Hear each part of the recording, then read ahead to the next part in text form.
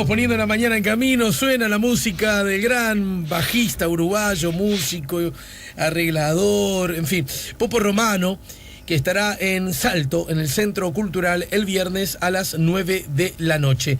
Ahora es momento de recibir a Juan Raúl Ferreira. Me tenés que contar, nos tenés que contar, porque además no pudimos salir al aire, a pesar que hicimos intentos miércoles y jueves. No pudimos salir al aire, fue una cosa muy misteriosa. Pero en todo caso, contanos cómo estuvo eso de México, Juan. Bueno, la verdad es que fue, para mí, experiencia personal, y espero que eso le sirva al país y a la institución donde estoy, un aprendizaje muy grande. Yo me he dedicado hace ya bastante tiempo a estudiar todo el fenómeno de los refugiados en el mundo. Acá cada vez estamos recibiendo más refugiados, es impresionante. La gente no debe tener idea de los índices de la Dirección Nacional de Migración. Están llegando por lo pronto todos los días. Tenemos que dejar pasar 2 o 3 meses para saber qué promedio por día. Pero está llegando gente de Venezuela, está llegando gente de la Argentina, está llegando gente que quiere vivir acá, aunque dejar una patita para trabajando o alguna cosa en Argentina, pero tener a su familia acá. Curiosamente, como todo el mundo compara su realidad con su propia realidad antes, cosa que me parece bien, no hay que compararse con lo peor, sino con uno mismo, si va mejorando o si va empeorando. Curiosamente, en la región seguimos siendo un país más, no digo un país seguro, más seguro que otros países. Entonces la gente que viene acá, hago una caricatura, ¿no? Pero sientas a un inmigrante nuevo español, de esta nueva onda de migración española, con un uruguayo, y seguramente se van a enojar los dos, porque el español le va a decir, pues mira, dice, este es un país seguro, maravilloso, y el uruguayo dice, usted está totalmente loco, dice, yo no me duermo hasta que no lleguen mis hijos porque tengo miedo que los maten, ¿no? Entonces, es comprensible, porque lo que pasa es que España está peor, ¿no? Es lamentable, pero vivimos en un mundo de esas características. Entonces, y además nosotros tenemos los refugiados invitados, es decir, los 16 sirios. Yo pienso que de repente los 16 sirios que llegaron, no es la franja social y cultural a la cual podamos ayudar más. Acá hay una comunidad siria dispuesta a darle mucho trabajo. Esta gente que vino de Siria es gente que no necesita trabajar, son clase media alta, clase media, creo que hay un tema de selección. Pero después está el tema de los ex Guantánamos, ¿no? Que muchas veces a nivel de opinión pública hay una reacción contra ellos, sobre todo porque hay uno en 8, que es medio rebeldote y que bueno, y se quiere ir y se escapa y se viene, sí. No es la conducta del colectivo, del grupo, que ha conseguido a veces trabajos, y el exceso de burocracia interna lo ha hecho difícil. Bueno, pero acá no es un tema como es en países europeos, donde mueren niños de hambre apilados en la frontera de países que no los dejan entrar. Pero sí, el tema de refugiados está pasando a ser uno de los temas centrales de los problemas mundiales, ¿no? Medio ambiente, refugiados, desmantelamiento de sistemas democráticos, desaparición de partidos políticos, crisis financiera. Yo diría, ahí hay un resumen de los problemas que enfrenta el mundo contemporáneo. Pero refugiados es uno de ellos. Y la verdad es que yo fui gratamente sorprendido de poder participar, de que me hubieran invitado. Confieso que entré con un poco de vergüenza, porque habían algunos exponentes de primer nivel, y a los que nos hemos tratado de especializar en el tema, además los conocemos por libros, por programas especializados de televisión, etcétera. Y había un nivel de exponentes de primer nivel. Bueno, era la cumbre, ¿no? Muy interesante. pero al mismo tiempo estaba el alto comisionado de las Naciones Unidas para Refugiados, la autoridad máxima en el tema, con quien pude incluso tener una entrevista. Después fue un poco la estrella, y es un poco natural entenderlo. Aunque quizás en cualquier otro momento histórico y en cualquier otra coyuntura, un político norteamericano no es algo para vender públicamente como atractivo en México, claro, ¿no? Pero México, con un presidente que dice que va a ser un muro y se los va a cobrar a ellos, con no solamente las deportaciones masivas, sino la manera como transportan. Uno ve bajar a los inmigrantes en la frontera con México y los llevan encadenados con grillos en los pies. En fin, es un poco lesivo a derechos básicos de la gente. Pero además, todo este lío que hay de que ahora tú tenés que andar por la calle en Estados Unidos con toda tu documentación de residencia, porque donde te vean cara media morochita, ya te paran, te piden documentos, te detienen preventivamente. Todo eso autorizado por una orden ejecutiva del presidente, que muchos jueces federales han dejado sin efecto. Porque allá en Estados Unidos la justicia no es solamente que falla los efectos de un caso como acá. Por ejemplo, acá una ley se declara inconstitucional y se declara un caso inconstitucional para la persona que lo solicitó. En Estados Unidos, si la Suprema Corte de Justicia declara inconstitucional un acto administrativo o una ley, la ley cae, ¿no? Es decir, el peso de la justicia en Argentina en Estados Unidos es muy fuerte. Las ciudades santuarios, aquellas ciudades donde anuncian que no van a permitir que entren tropas federales y que al mismo tiempo anuncian que obviamente si encuentran una persona en infracción, le van a pedir sus papeles, etcétera, pero que no van a estar haciendo redadas o parando a la gente en la calle por el color de su piel o cosas por el estilo. Esas ciudades santuarios han sido protegidas también por órdenes judiciales. Bueno, no voy a seguir describiendo el tema, pero hubo una exposición muy interesante de un jurista americano que distinguió la ilegalidad del crimen y entonces demostraba cómo para la legislación de Estados Unidos ser residente ilegal, la palabra lo dice, no es legal, pero no es un crimen. Claro. No está tipificado como crimen, no puede ir preso. Pueden o regularizar la situación o sacarlo del país, pero no es como para tenerlo, como ha pasado con algunos casos, 60 días presos o penas de castigo, etcétera. Bueno, en medio de todo eso, uno de los ponentes fue el ex precandidato presidencial Bernie Sanders, ¿no?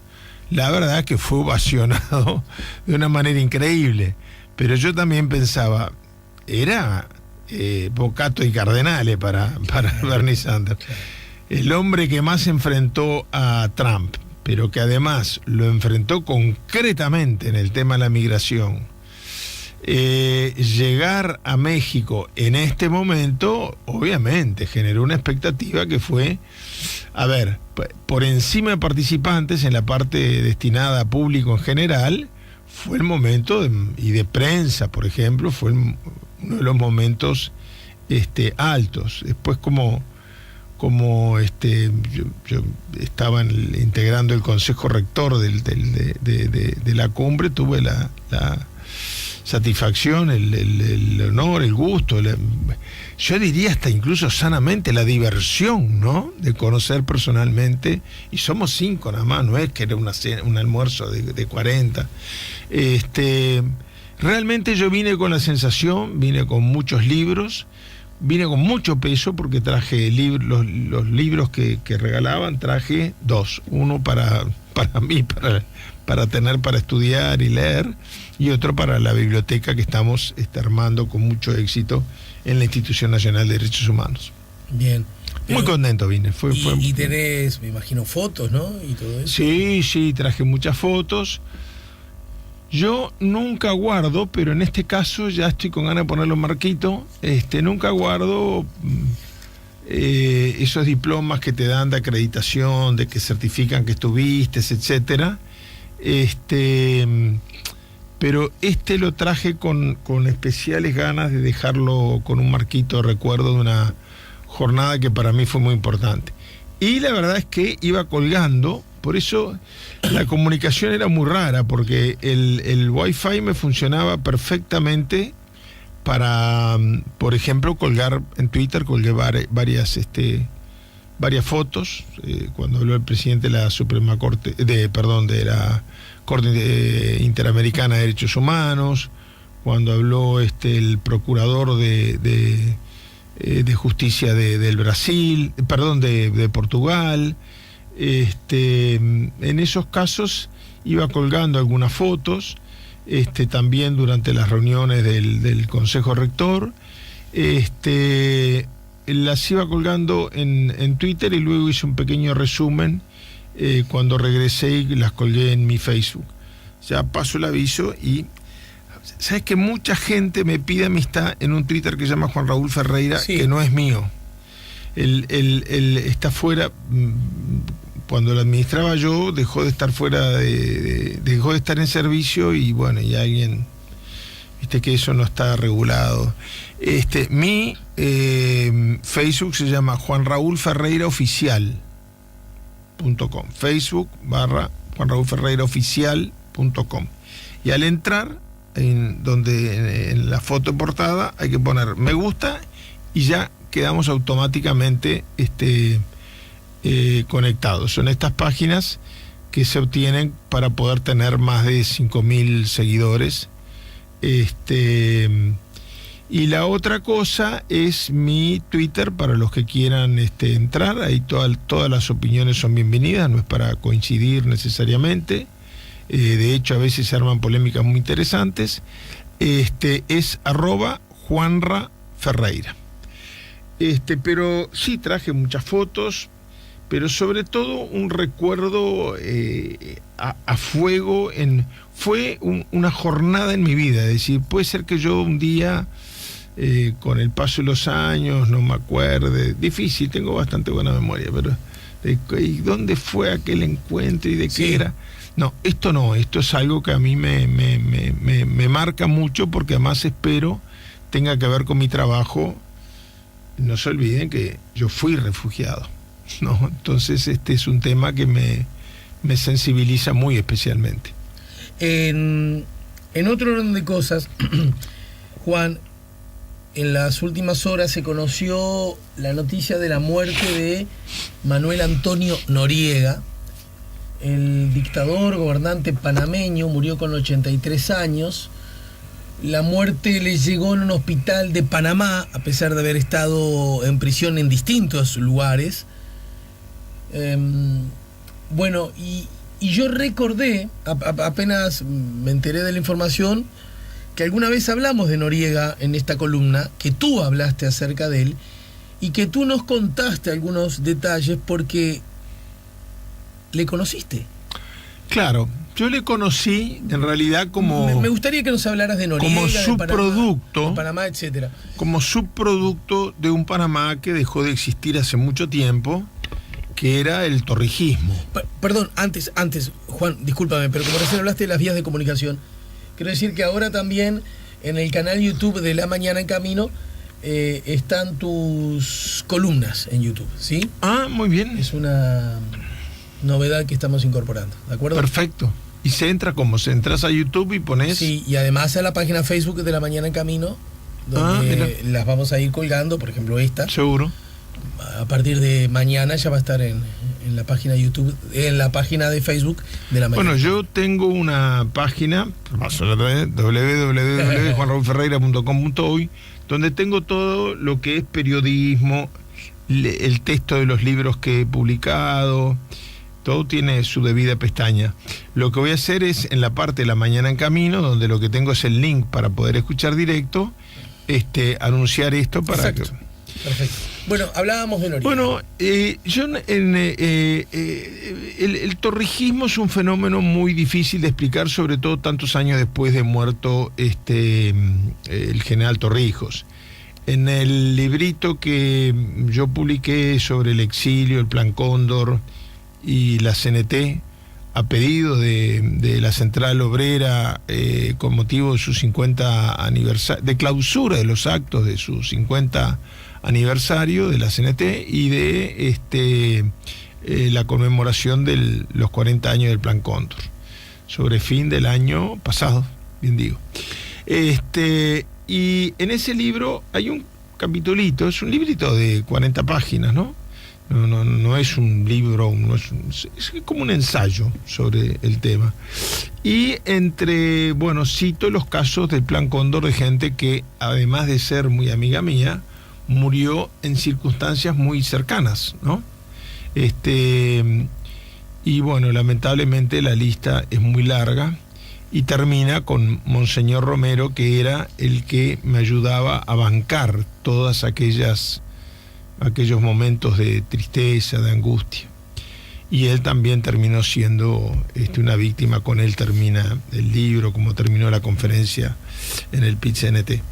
Pero hay un capitulito que habla de dos casos dudosos, que no está probado el atentado, pero que se ocultó muy rápidamente los restos de los sendos aviones en que andaban y que tuvieron accidentes raros, inusuales, que son el expresidente Roldós del Ecuador y el general Torrijos. Pero en la época del torrijismo es muy curioso porque no funcionaba una democracia perfecta, pero Torrijos, después de llegar al poder por un golpe de Estado, va democratizando el país hasta un momento que él mismo se retira. Primero queda solo de comandante de la Guardia Nacional y después simplemente de referente político, ¿no? Y ahí lo convive durante ese periodo con presidentes civiles electos, ¿no? El primero de ellos, el doctor Aristides Rollo, durante su presidencia fue cuando nosotros, los exiliados uruguayos, íbamos muy a menudo a Panamá. Allí vivía Rafael Crivari, desaparecido lamentablemente, hermano de Pedrito. Por las dudas, porque justo estamos hablando de estos temas y de estos tiempos. Desapareció en el sentido de que murió, ¿verdad? Sí, tenés razón, hoy desapareció. Lo digo porque suena horrible y hasta frívolo decirlo así. Pero falleció, pudo haber sido un ciudadano desaparecido, ¿verdad? Sí. La medida que fue un militante político. Pero antes se solía decir el finado, digamos. Y Rafael era un poco el embajador de la convergencia en Panamá. Y nosotros íbamos con Diego Achar, una vez fuimos incluso con mi padre, a ver al general Torrijos. Siempre nos recibía el presidente Arroyo, además. Tuvieron algunos gestos importantes hacia el Uruguay, condecoraron al general Sereñi estando preso, lo que para dos países que tienen relaciones diplomáticas era una bofetada muy grande. Recibían con todos los honores cuando llegaba a Panamá, como si fuera un jefe de Estado, a Wilson. Es decir, tenía una actitud muy militante y muy solidaria Panamá con Uruguay. Y Torrijos se había encariñado mucho con el Uruguay.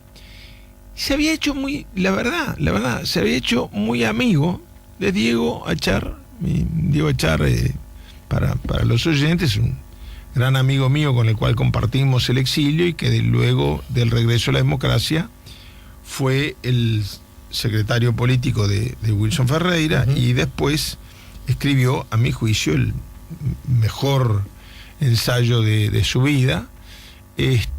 Durante el proceso del libro se enferma gravemente y termina la última línea y muere a los 20 minutos. Es decir, los médicos tienen la impresión de que terminar el libro le daba una... Ocurre mucho en medicina, no es espiritismo esto. Sí. Que yo me acuerdo que llegué a mi casa, vi un mensaje de Diego que dice, Juancito, terminé el libro, me voy a descansar. En nuestro lenguaje es chau porque me muero. Y a los 5 minutos que yo escuché el mensaje me llama el hijo a decir que había muerto. Bueno, Diego, Achari y yo íbamos mucho a ver a Torrijos, que era un personaje muy pintoresco. A veces hay gente que acá lo identifica con el clásico militar caribeño, dictatorial, autoritario. Es más complicado que eso, es más complicado que eso. A ver, su íntimo amigo, incluso ciudadano panameño, a raíz de su amistad con Torrijos, ciudadano panameño, y cuando Torrijos hacía visita de estados, integraba la delegación con él, era el Gabo García Márquez, que era un escritor maravilloso, quizás el Cervantes latinoamericano, pero era un hombre de izquierda. Era un hombre de izquierda. La figura de Noriega tiene mucho de personaje de García Márquez y tiene mucho también de personaje, esto es una interpretación muy personal, de película de Woody Allen, ¿no? Porque había toda una cosa surrealista. Cuando Crivari nos dice, mire, ustedes ya han establecido una relación muy sólida con Torrijos, no permitan que nadie por celos, desconocimiento, etcétera, empiece a poner una cuña. Y acá hay un tipo, yo quiero no utilizar términos despectivos a alguien que ha fallecido. El respeto por la muerte, no importa quién sea el personaje. Yo no puedo creer, perdón, todavía que haya habido festejos por la muerte de Fidel Castro. ¿Aquí alguien salió a festejar que murió el general Álvarez? ¿O tuvo una palabra despectiva el día de su muerte? No, y te digo, y espero que no. Claro, y espero que no, bueno. Sin embargo, en Miami hubo festejos, bebida gratis del alcalde, etcétera, para cuando murió. Bueno, pero lo cierto es que no quiero decir nada que suene peyorativo, pero Torrijos tenía, Noriega tenía esa cosa, él tenía un perfil muy bajo, era el director del G2, que era el Departamento de Inteligencia de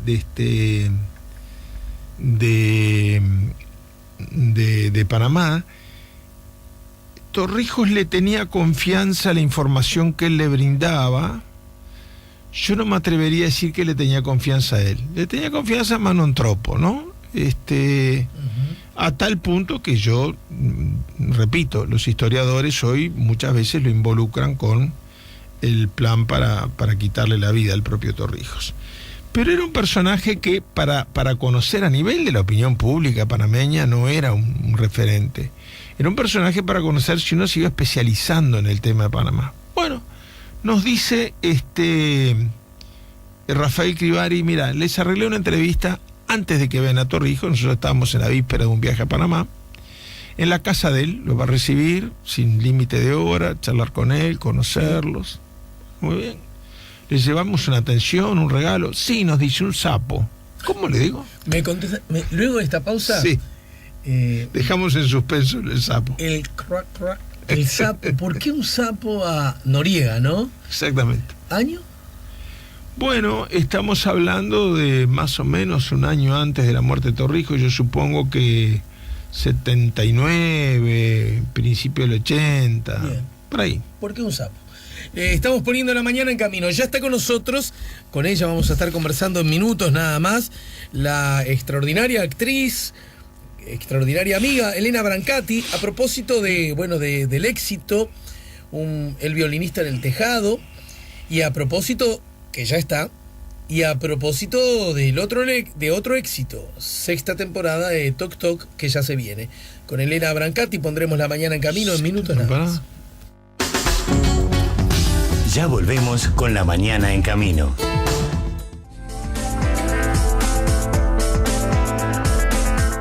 Último tramo de la charla con Juan Raúl Ferreira. Nos estaba hablando de Noriega, del momento en que conociste a Noriega, Juan Raúl, el ex dictador panameño. Estamos hablando de una época anterior a su condición de gobernante de facto. Y Rafael Crivari nos sugiere que llevemos regalo un sapo. ¿Y no? ¿Cómo un sapo? Vamos a salir, no nos dejan entrar a México con un sapo. No.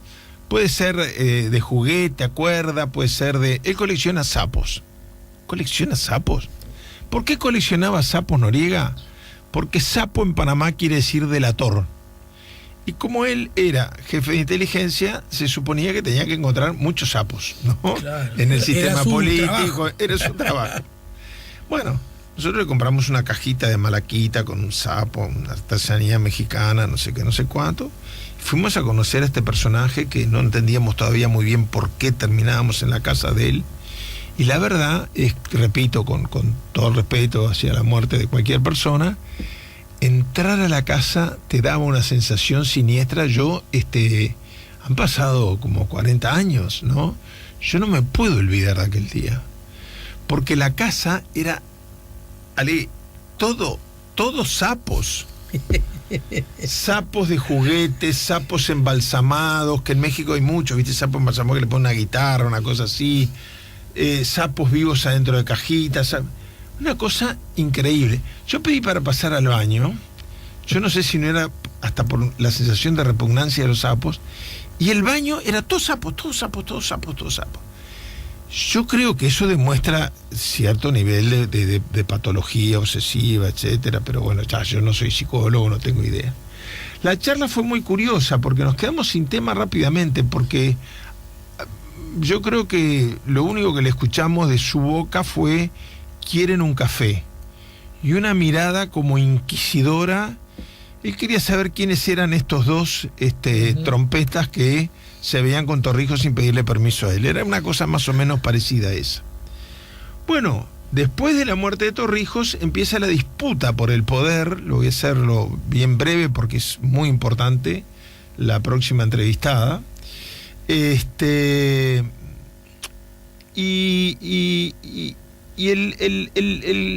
El candidato natural a suceder a Torrijos era su hermano, que era coronel de la... Torrijos fue el único general, bueno, después Noriega también, pero digo, fue el primer general, digamos. La Guardia Nacional tenía hasta coronel. Entonces, no hay ejército en Panamá, hay Guardia Nacional. Entonces, el hermano, el coronel Herrera, Luis Herrera, era un poco el candidato natural a sucederlo, y así lo hizo, pero poco a poco lo fue. Ya era jefe de la Guardia Nacional el hermano de Torrijos. Poco a poco fue siendo desplazado hasta que no fue formalmente un golpe de Estado, pero un día Torrijos anuncia que no tiene más nada que hacer, y aparece que es esa imagen que sale en la televisión, donde sale triunfalista, y ahí entra Panamá en una espiral curiosísimo de acusaciones de lavado de dinero, de narcotráfico, de un apoyo irrestricto como el que le había dado el general Torrijos a los sandinistas. Empieza el apoyo de Noriega a los contras. Y nadie sabía de dónde venía. Los contras era el grupo para los más jóvenes que se levantó en armas contra el gobierno sandinista. Y nadie sabía muy bien, además, de dónde. Por Estados Unidos, ¿no? Sí, porque nadie sabía, obviamente no era plata de la casa de él. Hay un enriquecimiento ilícito muy, muy notorio. Y se empieza a descomponer el Partido Revolucionario Democrático, que era el partido que había fundado Torrijos para darle cierta institucionalidad al país. Y ahí, bien rápidamente, viene la captura americana. Piden la extradición, pero bueno, ya no existía la bandera americana arriba del Cerro Halcón, es decir, ya estaban en vigencia los tratados Torrijos-Carter, pero quedaba una base americana. Y de esa base americana se produce una invasión, es decir, entran los helicópteros a buscar a Torrijos, a Noriega. Y ahí sí, es los más viejos se acordarán de una película de Woody Allen que se llamaba Bananas, que era una especie de caricatura de las dictaduras centroamericanas y de la política y en el estilo de él.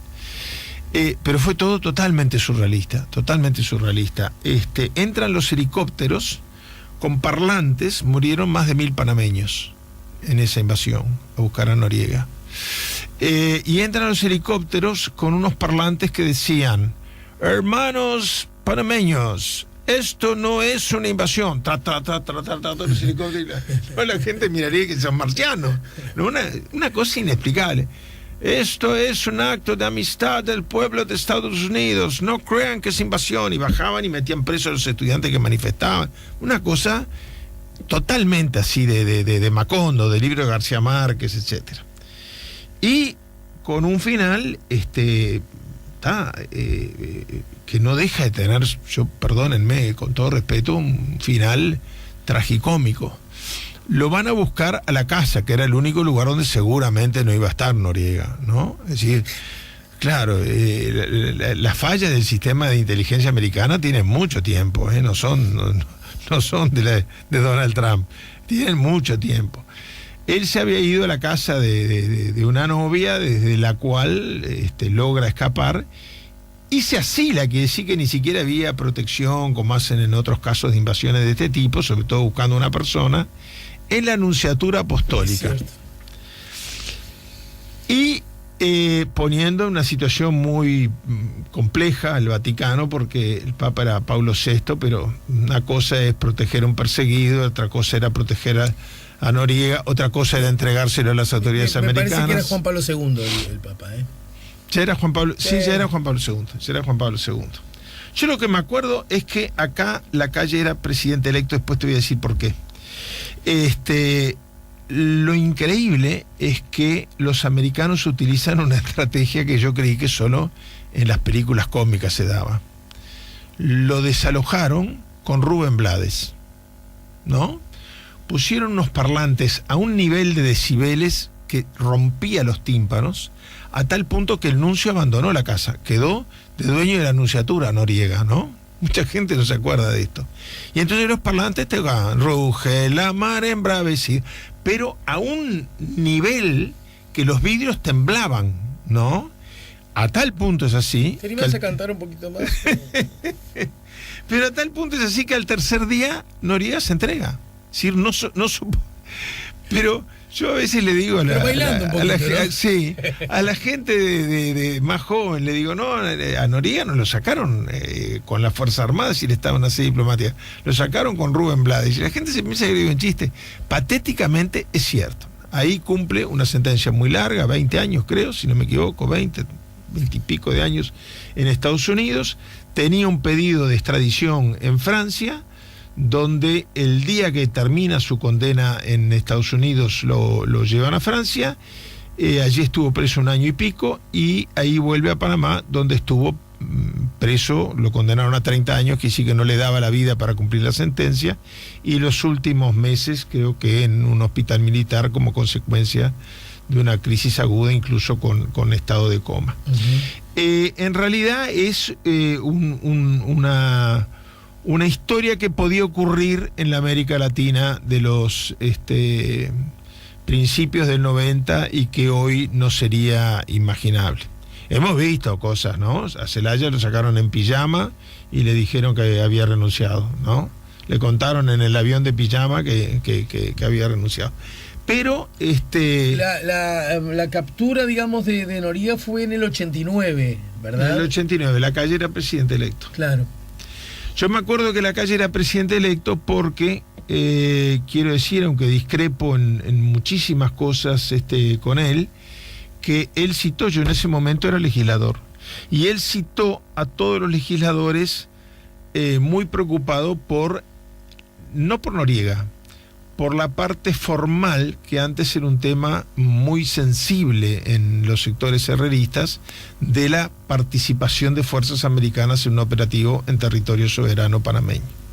Y se sacó una declaración que él firmó en ese momento, no como presidente electo, sino como integrante del directorio del Partido Nacional, pero sabiendo todo el mundo que era presidente electo. Por eso me acuerdo que él era fue presidente. En diciembre. Y bueno, y ahí termina esta historia patética de un personaje que a mí me dejó grabado, y lo digo para terminar como mensaje, ¿no? A lo que puede la avaricia, porque llegó un momento que este hombre cosechó una fortuna tan grande, que es lo que yo no entiendo no lo digo, no entiendo de la corrupción. Llega un momento que uno piensa, ¿qué diferencia les hace $1 millón más? No digo 100.000 ni 10.000, $1 millón más. ¿Qué gustos no se pueden dar y se lo podrían dar con ¿no? Y sin embargo, por obtenerlos, terminan arruinando su vida. Este hombre terminó más de la mitad de su vida y el 75% de su vida adulta bajo rejas. Y además en el marco de la invasión que tenía como objetivo de apresarlo, miles de panameños muertos, ¿no?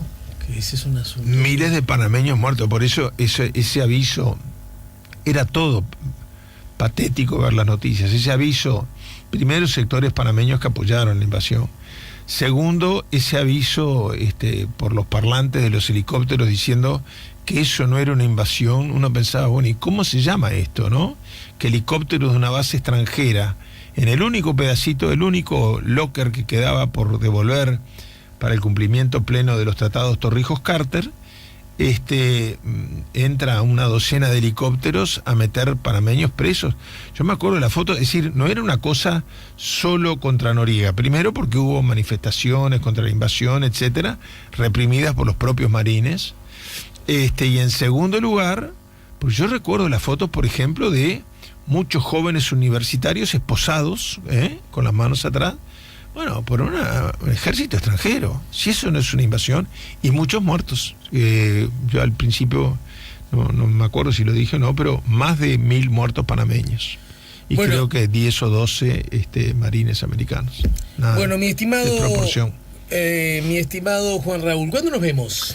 Bueno, vamos a aprovechar para decirle a la audiencia que yo el viernes, yo de acá me voy al sanatorio. Me voy a internar y el viernes me tienen que someter a una operación quirúrgica que generalmente los hombres tenemos que atravesar después de... Los hombres me refiero a los varones. Sí. No lo dije en sentido sexista, sino porque literalmente los hombres muchas veces tenemos que atravesar después de los 60 años. Ya tengo 64, quiere decir que me aguanté 4 años. Pero que es una operación sencilla, sin mayores riesgos, no dolorosa, molesta, pero después tenemos que combinar contigo como vamos a hacer, porque tiene sí una convalecencia muy lenta. Es decir, es un mes de recuperación. Tiramos un cable, porque estás tan cerca de acá, tiramos un cable. Tiramos un cable hasta casa y lo hacemos en vivo. Bueno. Pero bueno, combinamos eso, pero aprovecho porque me quería contarles a nuestros oyentes, que además considero amigos, no sé la cantidad de gente, choferes de ómnibus, conductores de taxis, ¿no? Que cuando me subo me dice, yo lo escucho los miércoles, porque normalmente hay gente que escucha todos los días. Por eso, para algunos que escuchan solo los miércoles, le damos la sorpresa de que el día antes Alejandro Camino resuelve cambiar el día. Es para eso, es para que sigan. Solo con ese fin.